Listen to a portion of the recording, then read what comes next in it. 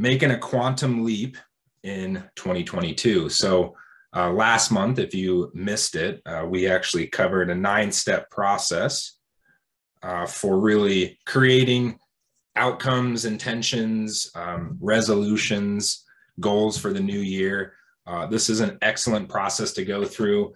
It takes you out of the standard or what most people do for setting New Year's resolutions. Isn't done with a whole lot of emotion. Some people don't even do them at all. They've kind of given up on them. And also adding in elements like specifics, time components, making our goals SMART, specific, measurable, actionable, realistic, and time-based. So many different tools to really upgrade how you're setting goals, and then also getting into goal keeping. How do we create, or how do we stick to our goals, which is really the focus for today. How do we stay in motion? Hopefully 2022 has gotten off to a great start for you.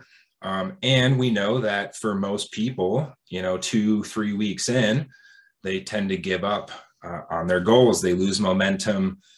Maybe things start to not go their way, or, the goals that they set maybe weren't really in alignment with what they truly want. So we're going to talk about how do we really stick to this? How do we stay motivated, stay committed to your outcomes? And as you know, if you've been connected to us for a while, we're all about psychology. And when you really look at what separates the successful, the people that are able to really accomplish the goals they set, is all comes down to how they think on a habitual level. It comes down to their mindset. So we're going to focus heavily on that today. And then I'm also going to give you some science, some tools around how we break old habits and create and form new ones. Again, staying committed and motivated. I'm going to give you some specific tools for that. Common reasons why people struggle with creating lasting change, struggle with breaking their old habits, and really how do we overcome that? And then I'm going to give you the one thing that you should be doing on a daily basis that is really going to help with putting this all into action. So, and we've got a few people joining in already. So welcome. Glad you could make it here. Now, when I say quantum leap, what does that really mean? You could think of it as an epic, leap, out of the ordinary, extraordinary, change and movement forward.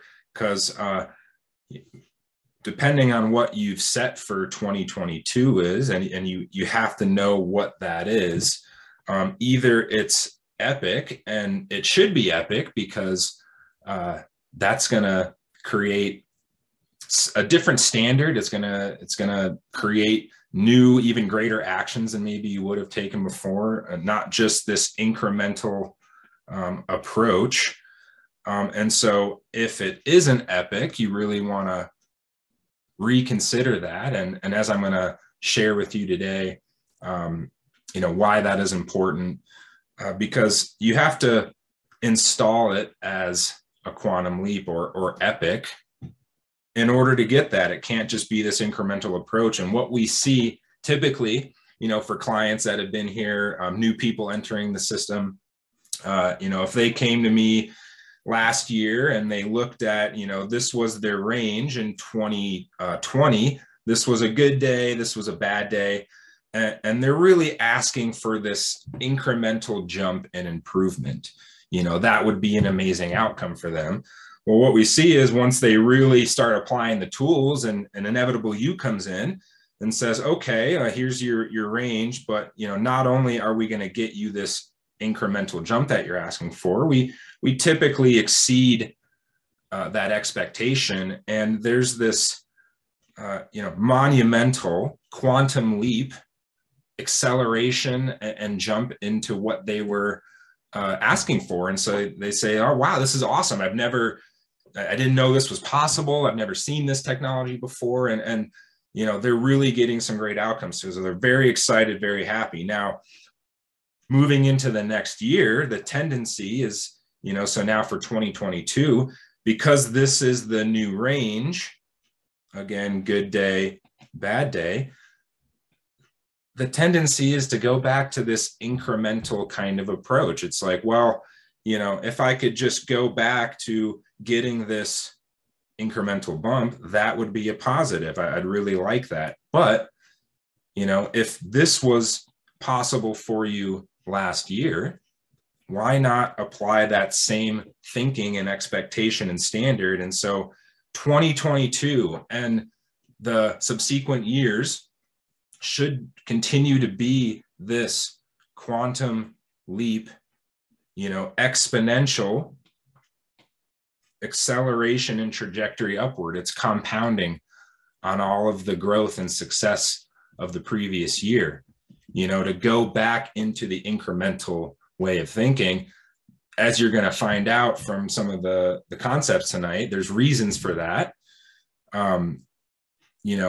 More based on not wanting to be disappointed or pain avoidance or some acceptance of a comfort zone and going back to being okay with just that little bump. But what we're pushing for, and we're always, encouraging our clients, is to continue this exponential quantum leap upwards.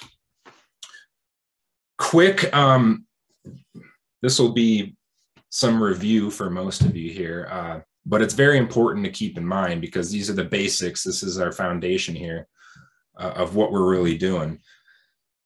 Again, when you think of this brain that we have, this hard drive, 3-pound bag of fat, water, microamperes of electricity, if you think of that as like the hard drive in your computer, this is running our life.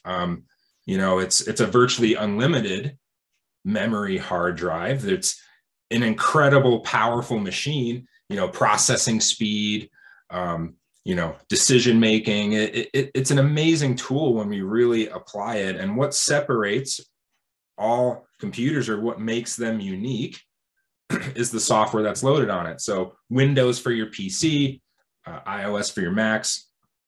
And when you look at this image, where most people think of human psychology is very complex, very hard to figure out, understand.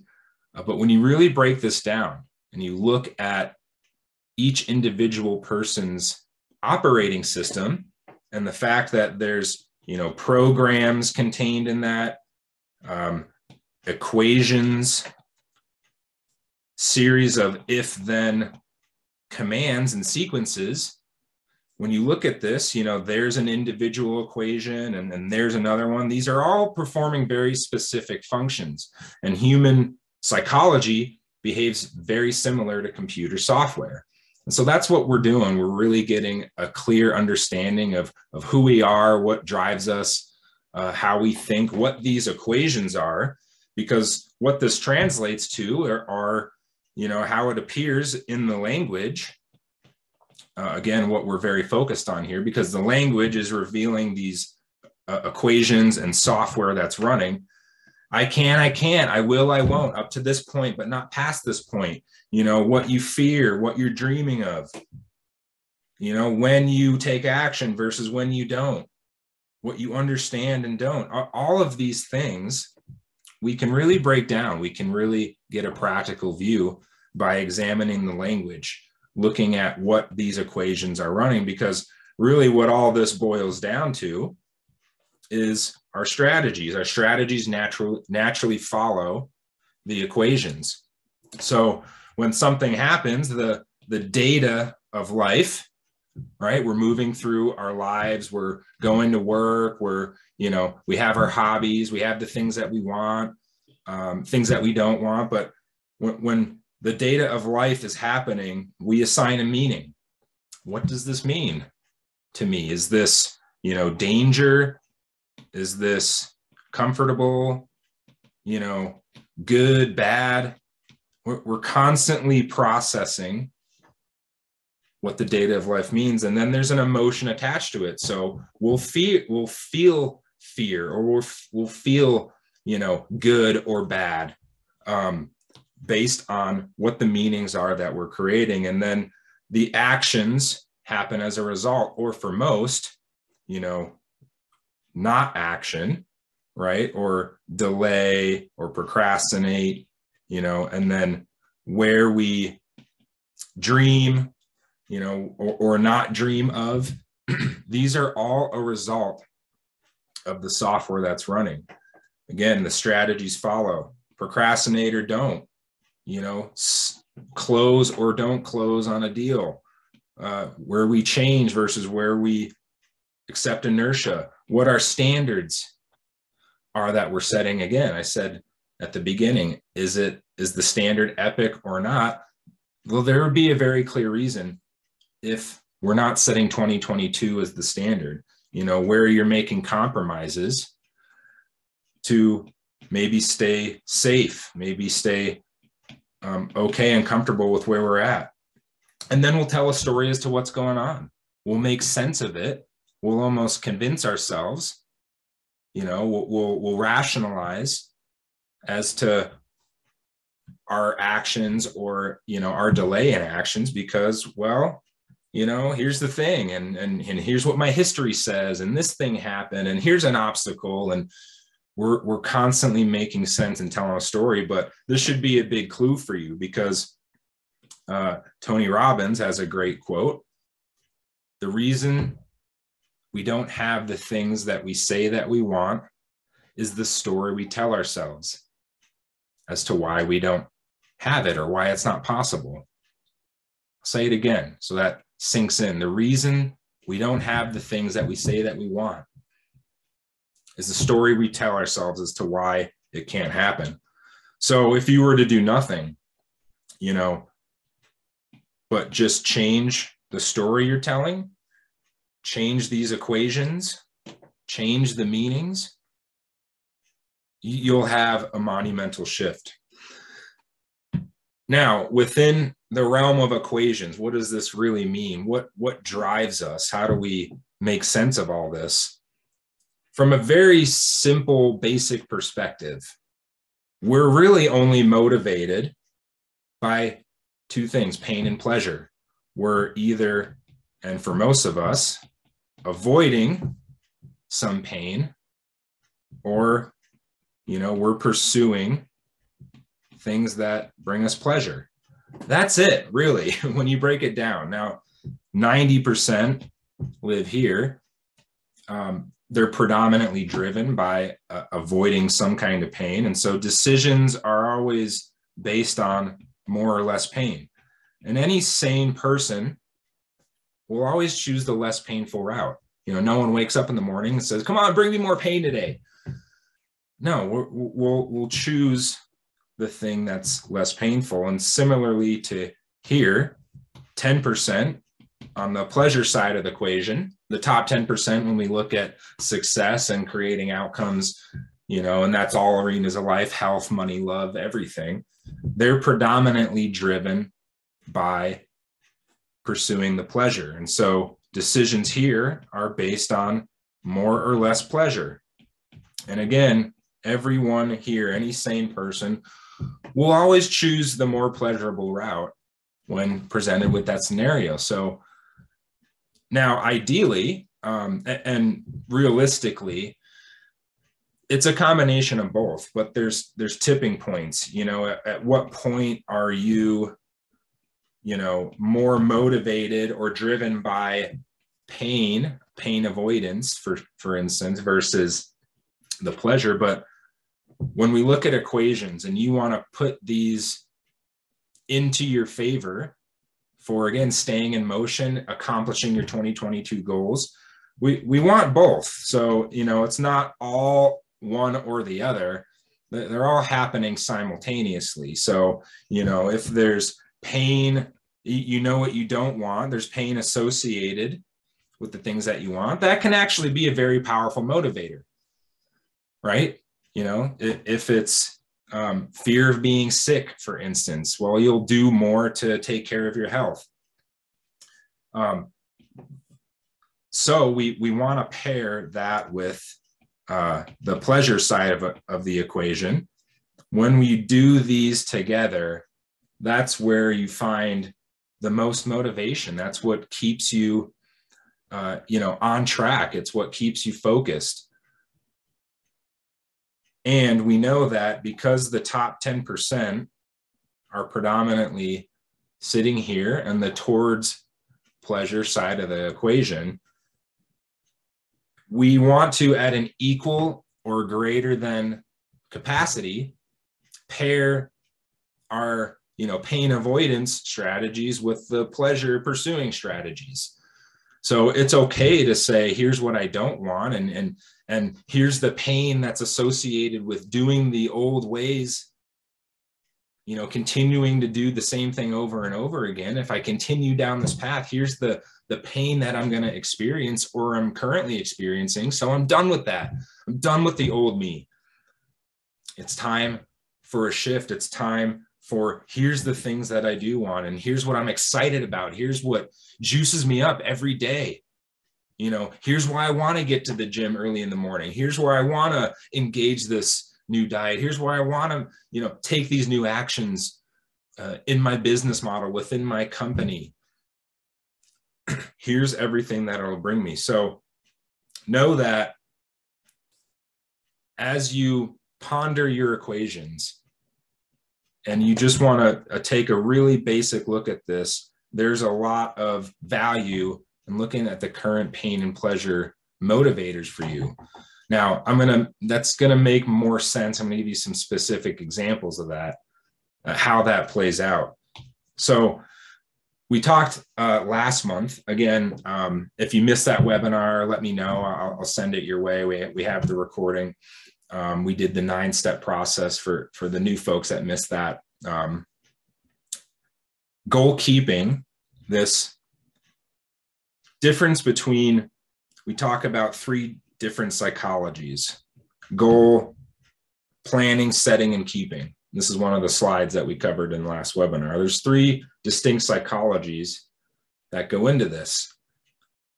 Goal setting is obviously the first step, so you've written down, hopefully, the things that you want for 2022.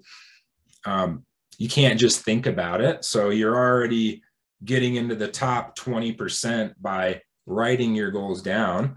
And then, going into the planning process, specifically, what actions am I going to take? How much time do I need to make this happen? And then goal keeping is, how do I stay in motion portion of this? And it's a completely different animal. This is where it breaks down for most people, because most know how to set goals. Most know how to plan for their goals. They'll do it with their job. They'll do it when they're forced to, but most won't do it for the personal things, the things that, whether it's for their health, for their relationship. How do I quantify that in my relationship? And they certainly won't write it down. They'll say, I want to be healthier. I want a better relationship. Well, it's not very specific. And so that's the first issue. If I just have 1% better than what I did, again, back to the incremental, approach. If I just have 1%, well, I've reached my goal because I said better. So goal keeping. Now, when you're in action, there's some very interesting things that begin to happen where it starts to break down, where we see people, lose momentum and give up here. Because what's required, if you're wanting to create new outcomes, well, we have to take, new actions. And so one of the things that happens is adrenaline or fear starts to rise. And so for our more fear-centric people out there who don't like fear, don't like the feeling of it, are, driven by avoiding fear, not wanting as much of that in their lives. Well, and it's very counterintuitive, because they say, well, fear should decrease as I'm making my changes, right? And this is more of a subconscious process than anything. But once it starts to rise and they're like, oh no, pump the brakes.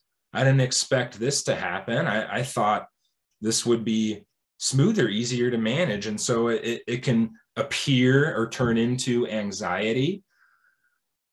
You know, the meaning behind the emotion that they're feeling, the fear that they're feeling becomes a negative. It becomes disempowering. And it's like, whoa, I'm in over my head. I didn't expect this. I don't like this. I need to slow down. I need to return back to safety and comfort. And so when we look at old software, old you, pattern and drivers, the tendency is always to return back to some form of safety and comfort, because that's a positive outcome. You know, if old software is driven by, again, for most, pain avoidance, safety and comfort is a great outcome. And so that's one of the first things we see. Now, we have many tools to deal with this. I already said that early on, that if we just change the meaning of this, that's the biggest thing. We change the meaning around fear, because if fear is, I've never been closer to death, fear is bad, fear is dangerous, fear is my indication that I need to slow down, versus how do we make fear empowering? How do I dance with it? How is it something that empowers me? Because we know from a physical operating perspective, adrenaline empowers us. It makes us more focused. It makes us more aware.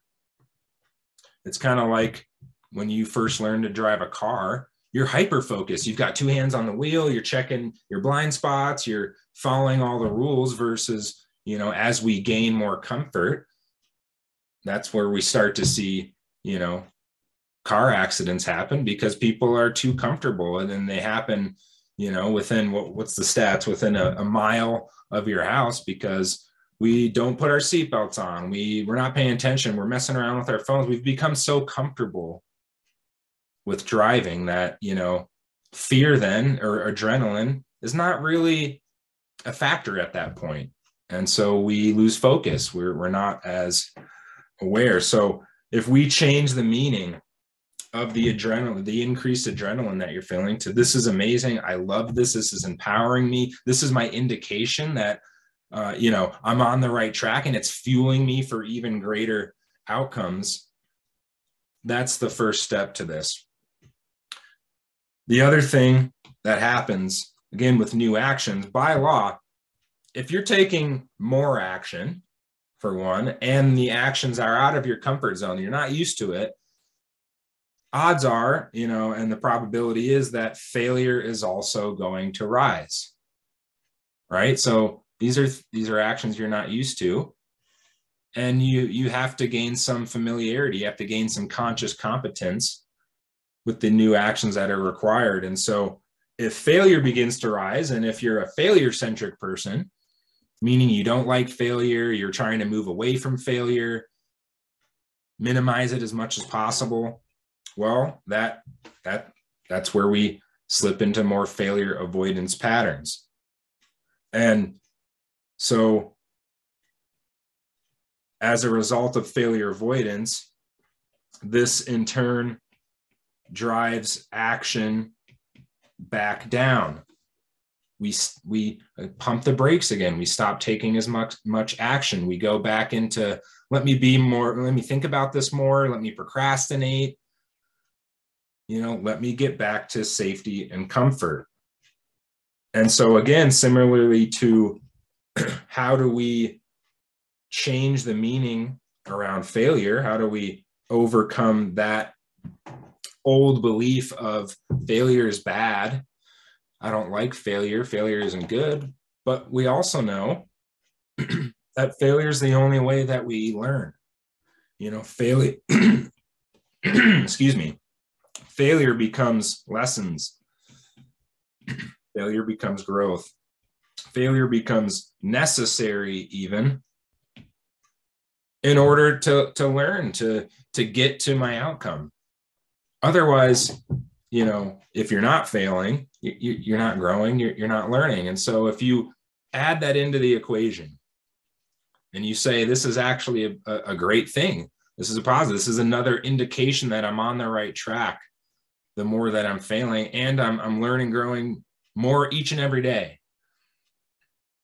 Again, back to the habitual sentences, the equations that are running is the key. To say a new sentence, to use different language around these things, it's absolutely imperative that you become aware of what those current sentences are, and now how do I change them to empower me versus where they have derailed me in the past. So again, back to action being the number one thing here. Action within these old equations becomes no action, slow down, or not now. In the future, I'll figure it out. I'm just not today. Don't make me do it today, right? So to return to massive action, all you have to do is get up.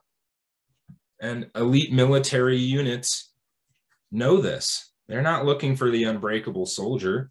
Those don't exist. Everyone breaks at some point. Failure is inevitable. Failure is going to happen. You're going to break. The question is, do you get up? And that's all they look for. And a lot of times it's not the, big, strong, burly, great athletes in high school that excel in elite military training, because once those people break, man, it's really hard for them to get up because they're not used to it. A lot of times it's the more, smaller, maybe more wiry, not as athletic, the people that were used to adversity and getting knocked down all the time, because all they knew was to get up. And so if you're arguing, I can't, I don't want to, there's more pain waiting for me around the corner. If I get up, if I continue down this path, I won't do it, can't do it, versus you just don't stop getting up and continuing to try. And you're bought into the fact that every time I get knocked down, every time that I fail, and the fear is continuing to drive me forward, you just don't stop getting up until you collect your goal. So for these things, you want to have a completed psychological program. When I say psychological program, I mean these meanings that are running around fear, around failure, are great starting points for you. If you've noticed this happen, if you've lost momentum in the past, to really break this down and as to what's happening up here in the software within the equations. Once you change these, once you have a new equation, a new program for these things, that's what's gonna, keep you on track. It's what's gonna keep you moving forward. It's what's gonna allow you to get up, even though old software is arguing, come on, you don't want any more pain, just safety and comfort. That's a good outcome, right? If we just are okay with what we have, why want more? Isn't good enough? So you'll have these conversations with yourself in your head, old yous, just there to, it's well-meaning, it's just there to try to protect you, keep you safe, but it's not what is going to, allow you to move forward in the times of adversity. So not only having a completed program for these, but also to future pace, to continue to connect to the pleasure, to continue to connect to the pleasure of the outcomes that will happen. And what else might happen? What else is waiting for you? What other pleasurable outcomes are waiting for you as you continue to engage this new software. And then again, a quick recap for if you've already set the goals for 2022, awesome. And if you haven't yet, that's fine. Go back, do the 9-step process. Again, you can request that from us. Where this should be the first step, for most, it's not. They'll go into the planning of it, because if they can't figure out how it's going to happen first, if they can't see the path forward, they can't see the bridge from where they are to where they want to be, they won't even set the goal. They won't even write it down. We're really good. Our brains are very sophisticated at that, because you'll think of all the worst case possible scenarios. And if it looks too challenging, if you can't figure it out, you just won't do it. But here's the interesting thing. We'll do it at work. We'll do it for our jobs. We'll do it when we have to. But do we really do this for the things in our personal life? So you want to set them first before you go into the planning program. And then for the ones that you set, this is very important. Again, a completed program or equation for each of these. How important is this? Why? Why are you doing this? Why do you want this? Is it for you? Is it for your family? Is it just nice to have versus it's a must? I have to have this. I won't be satisfied without this. And here's what happens if I don't. Here's what happens if I do. These are excellent questions to be asking, because the why is always more important than the how.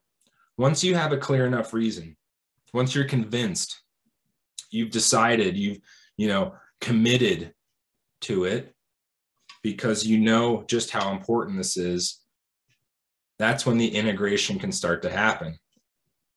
And so if you can always return back to this is one of these key things. If you haven't gotten clear on this, the importance and the whys behind the things that you've set for 2022, you really want to do that. So let me take a break here. Let me see if there's any questions. You can type them into the chat bar. We can open mics. Just want to make sure that this is all making sense, resonating. I'm going to take a quick drink of water.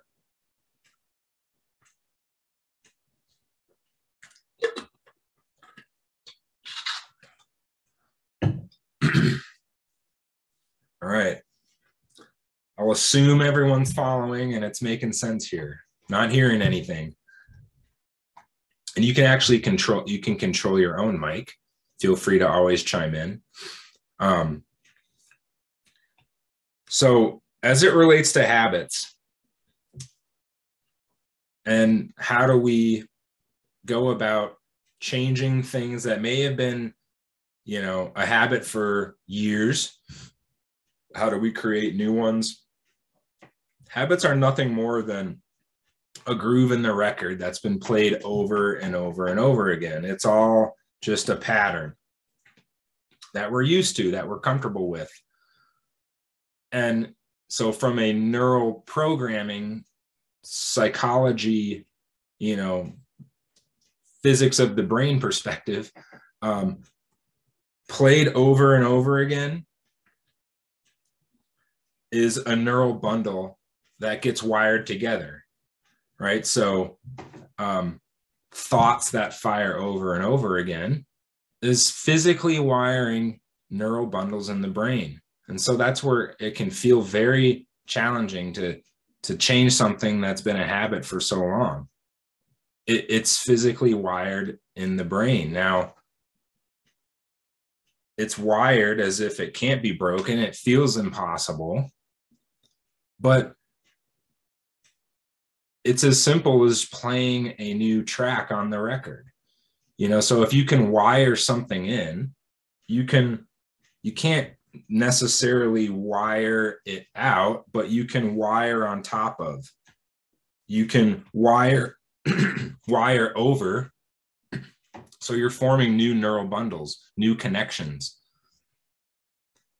now the science behind it, again, and when I say wire over, or, you know, creating a new habit, it's just another way of saying installing new software, installing new meanings, using new sentences over and over again. You're going to create new neural connections.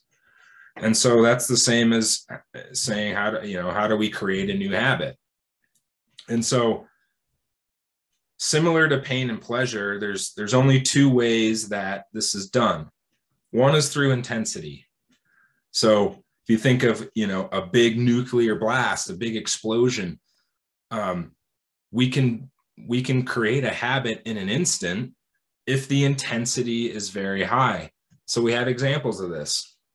You know, women who have smoked for years, the minute that their pregnancy test shows positive, boom, 95% in that moment, in that instant, we'll quit smoking, because it's a very intense, visceral experience. There's another life that they have to care for, right? It's in their body. It's part of them. And so it can be, intensity can be for pleasure things, and it can also be pain and fear. You know, you get mugged, you discover a spouse is no longer happy or is cheating. You know, something happens to one of your kids at work, or your boss, you know, fires you, or, you know, says that your job's at risk. Whatever the case may be, we all have experiences of these very intense moments where our life changed in an instant, and boom, you know, nothing was ever the same again. Or, you know, these things can be toxically dripped over time. And this is an example of the other way that habits are formed or broken, is through repetition. And so you can do this both on the pain side, but more preferably we want to do it on the pleasure, ecstasy, joy side. You know, so again, you find out you're pregnant, your kid's born, you win the lottery, you know, something amazing happens for you, and boom, again, it changes your life forever. So the question is, when it's not primed, when it's not something external that happens, it's not, you know, winning the lottery, can you prime it to be epic? Can you do this with your own equations? Can you do it with your own intensity? And that's really due to your emotional intelligence. Do you know what excites you? Do you know what juices you up? Do you know what you could say on a daily basis that would engage a different emotional matrix for you? Can you prime it, you know, artificially? The answer is yes. Now, what tools do we have to do this? I'm going to give you a couple, but again, through the other way that this is done, through repetition, this is where you really want to pay attention to the language that's happening. So ideally, we want both. We want it to be an emotionally connected sentence. We want it to be you know, something that strikes a chord with us. It can't just be, and this is where a lot of people have a challenge with affirmations, because, you know, if you're saying something over and over again, but it doesn't hold much weight, there's not much emotional connection, affirmations, they lose their power at that point. And so, you know, if you're saying on one hand, I will not repeat myself, I will not do this. This is the pain avoidance, but can you do it as a, here's what I want, here's what I'm going to think, here's what I'm focused on, here's the outcome that I envision each and every day, and here's what I believe about me. You know, I love working out every day. I love workout. I love how my body feels. I love working out. If that's a habitual sentence versus what happens for most, I working out is so hard. I don't want to, oh, this is so hard. This is so hard. I hate getting to the gym. I hate waking up early. What are those things that you're saying over and over and over again, continuing to make the groove in the record, continuing to wire those neural bundles that continues to make it the change challenging and hard for you. So at what intensity, at what tipping point do we revert to those old sentences? Do you know the triggers? Do you know what your tipping point is? If you're saying a great sentence and then all of a sudden it's old software pops back up. Who am I kidding? I know me. I know what my challenge, I know what my struggles have been in the past. What was I thinking? I can't do this. This is too hard. At what point is that? And do you know the new sentence that has to run? Huge keys for breaking old habits, creating new ones, intensity and repetition. Now, how we can do this, again, back to pleasure and pain and where the tipping point might be for you.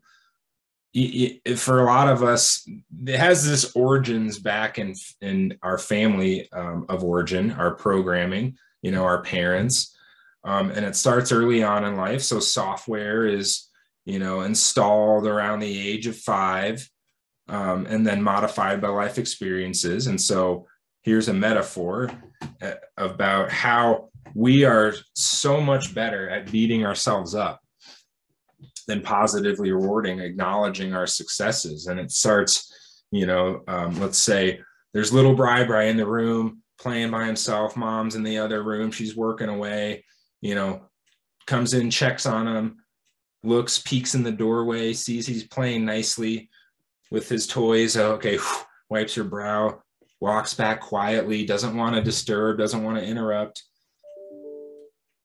15 minutes later, gets up, goes in to check on Bri again, and he's got a crayon out and he's going to town on the walls. And she says, "Stop, what are you doing? What's the matter with you?" In that moment, because bad publicity, better than, no publicity at all, that's a form of, little Bri is getting connection. It's not the loving, pleasurable, joyous connection, but it's still connection. In that moment, the way the brain's processing that is, well, hey, I got mom's attention.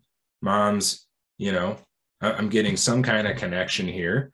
And so we almost get wired and programmed, to do this to ourselves, beat ourselves up better than, what if mom on the first go around came into the room and saw little Brian playing nicely, came in and said, "Brian, I love you so much. Oh my God, you're playing so great. You're being such a good boy. I love you. Oh, keep doing it. Just keep being a good boy."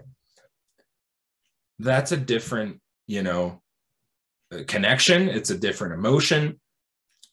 So these things happen earlier on. There's many reasons why this occurs as a software, as a pattern.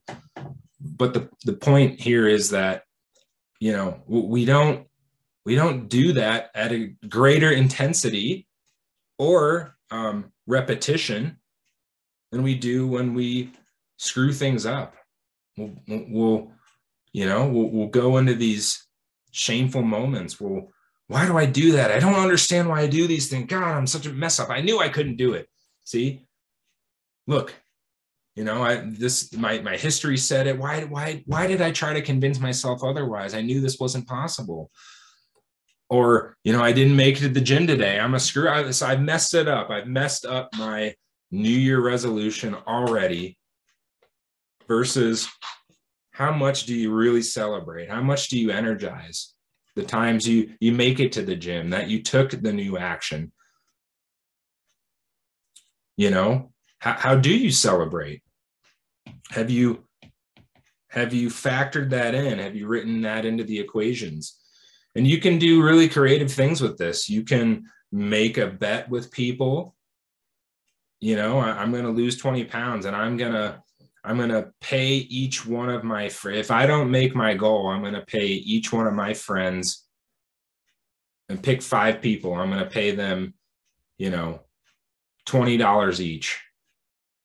Comes out to 100. Or if that's not enough, I'm going to pay them $100 each. So there's accountability. There's I'm going to end up paying $1,000 to my friends, versus when you reach the goal, instead of paying my friends, I'm going to put that together. I'm going to take that money and I'm going to take us all out to an amazing dinner. We're going to have a great time, or I'm going to go, buy something awesome for me. There's a new computer that I want, or, some new clothes that I want. I'm going to go reward myself for reaching my goal. And so create some accountability, create some reward incentives for yourself. Celebrate each and every action that you take towards the goal.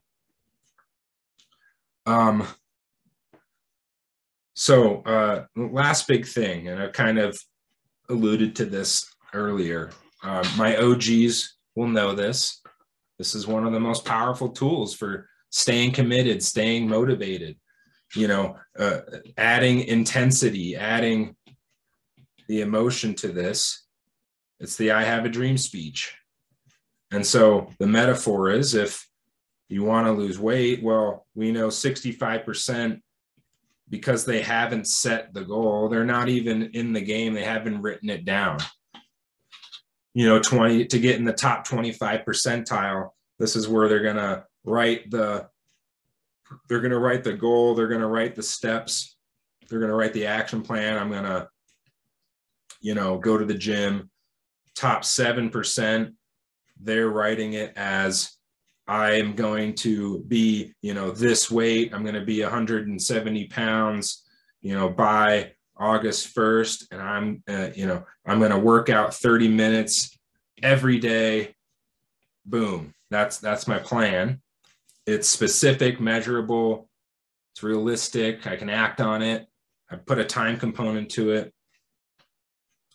If you just do that, you're already way ahead of the curve. But the top 1 to 3%, they're not just doing it as a SMART goal.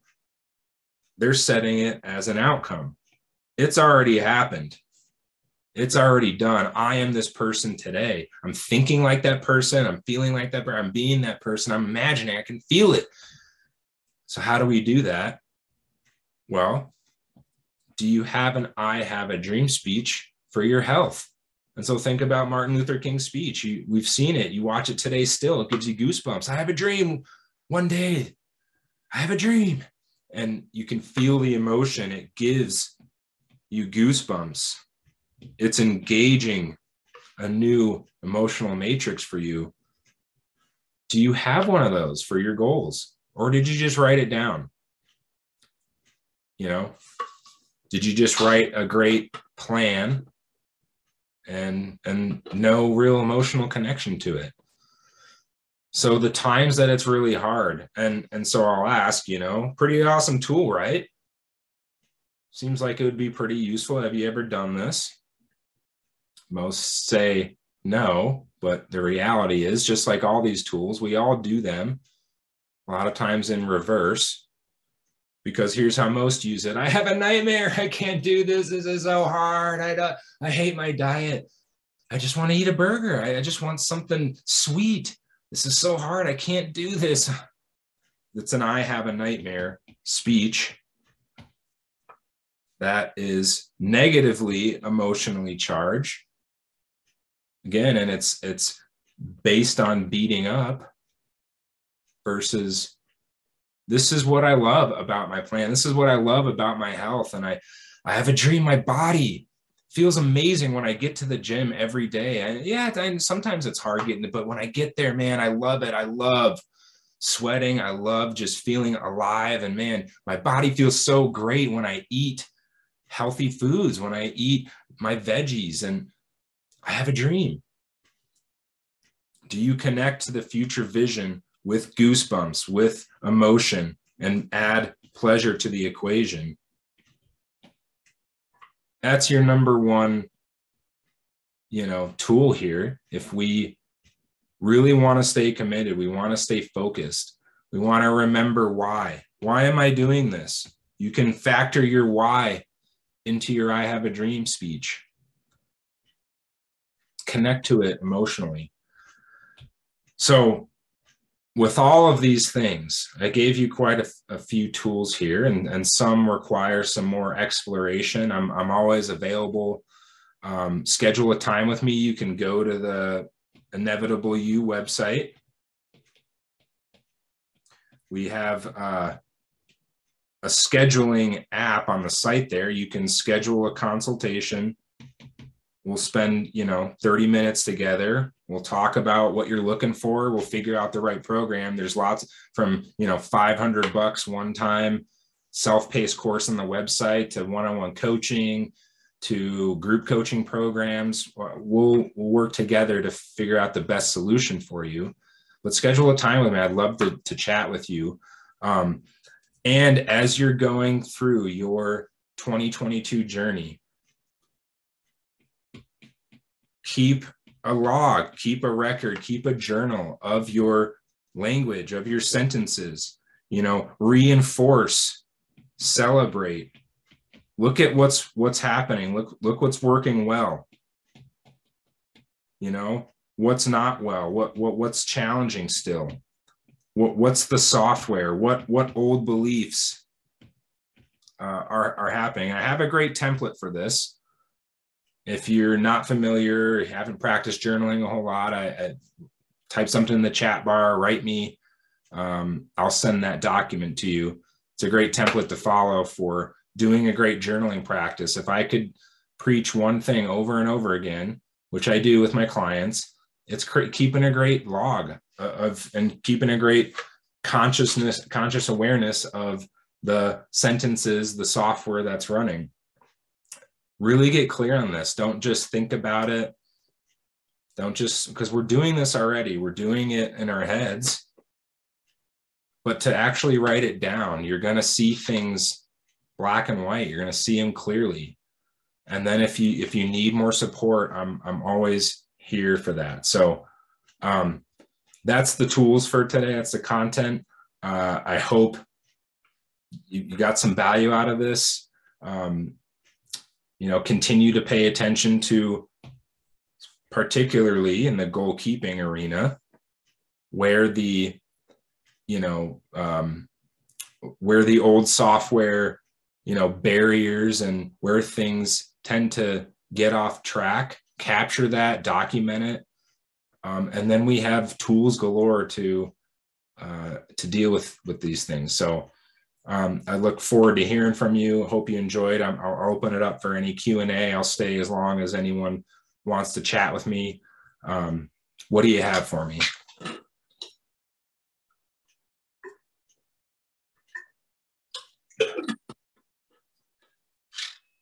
Kate, great to see you again.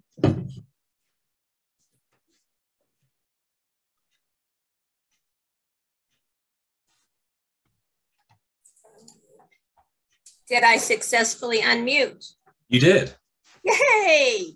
I've got microphone challenges, so yay. It's so good to see you, Brian. And I know, it's been a while. I wish there were tons of people on this call. They missed a fabulous webinar, outstanding content as usual. Yeah, we had more people registered, so I don't know where everyone is.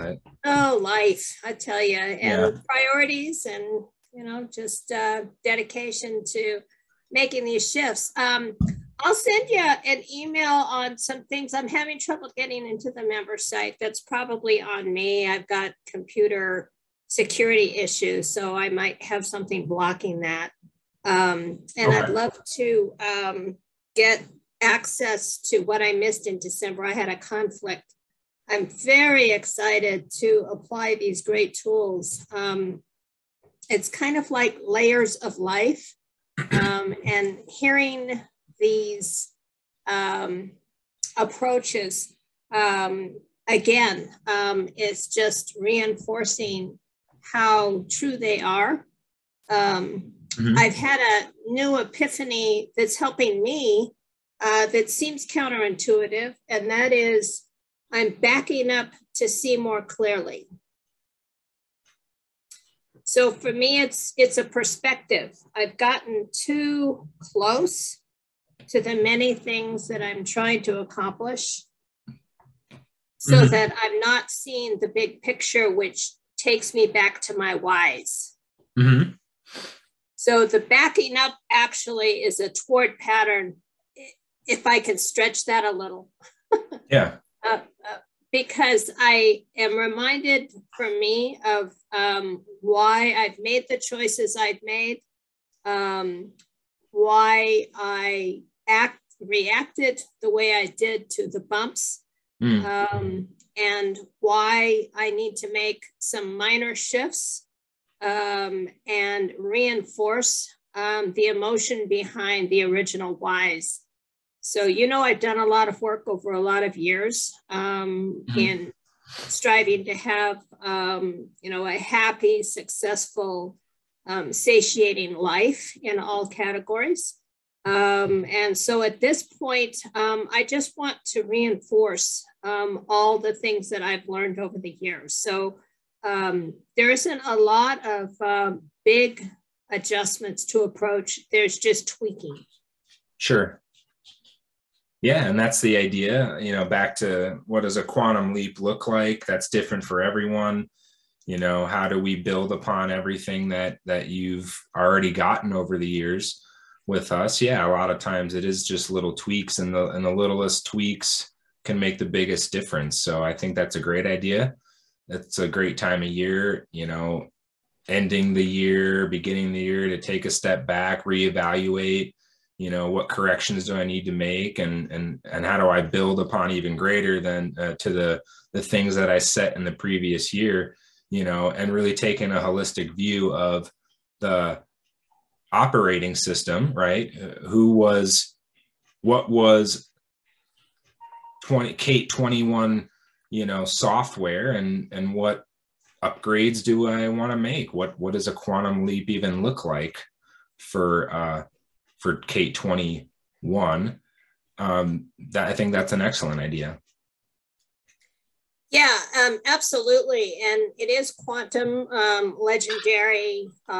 It's got a lot of excitement embedded in it because I don't really need to reinvent a lot. I need to remember, remind, and again, step back to look at the big picture.